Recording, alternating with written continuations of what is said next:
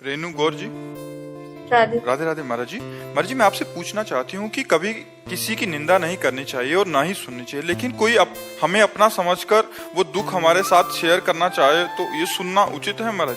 हाँ, उसमें कोई अपनी बात, जैसे हम अपनी बात आपसे बता रहे हैं, ये बात अलग हो गई, लेकिन हम उनकी बात आपसे बता रहे हैं, कोई बहुत गलत आदमी है, वैसा है वैसा है, ये निंदा होगी। पर निंदा के सुने ते आवत नहीं कछु हाथ, मूरख पर्वत पाप को ले चल अपने साथ। परदोष दर्शन, परदोष कथन, परदोष चिंतन, ये अंतःकरण को बहुत जल्दी मलिन कर देता है। इसलिए हम अपनी बात आपसे बता रहे हैं, आप मित्रवत सुन रहे हैं, वो बात अलग है, लेकिन हम दूसरे की बात आपसे कह रहे हैं, वो निंदा हो गई, वो चुगली हो गई, वो नहीं सुनना चाहिए। आराधना शर्मा जी। महाराज जी राधे राधे। महाराज जी, जिन्होंने हमारे साथ कुछ बुरा किया हो, कोई कर ही नहीं सकता, हमारा कर्म ही हमें बुरे परिस्थिति में डालता है।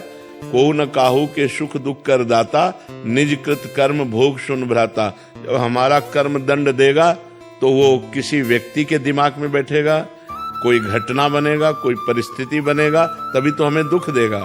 तो कोई व्यक्ति हमें दुख नहीं देता, हमारा कर्म उसकी बुद्धि में बैठकर हमको दंड दिलाता है। इसलिए हम किसी को बुरा ना कहें।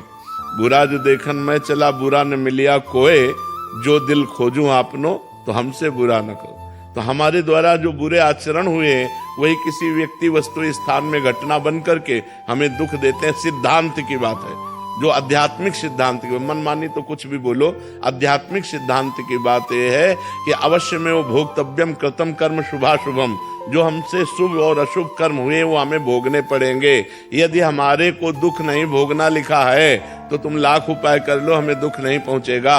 और हमें सुख नहीं लिखा है तो हम लाख उपाय कर ले, हमें सुख नहीं मिलेगा, क्योंकि हमारे कर्म हमको दुख और सुख का भुगतान करवाते हैं। और जो विवेकवान भजन के द्वारा उन शुभ अशुभ को विध्वंस कर दे, वो आगे चलकर महासुख को प्राप्त होता है। इसीलिए अध्यात्म से जुड़ो, नाम जप करो, शराब मत पियो, पराई बहन बेटी या पराई पुरुष की तरफ गंदी दृष्टि मत रखो, मांस मत खाओ, आनंद में जीवन हो जाएगा।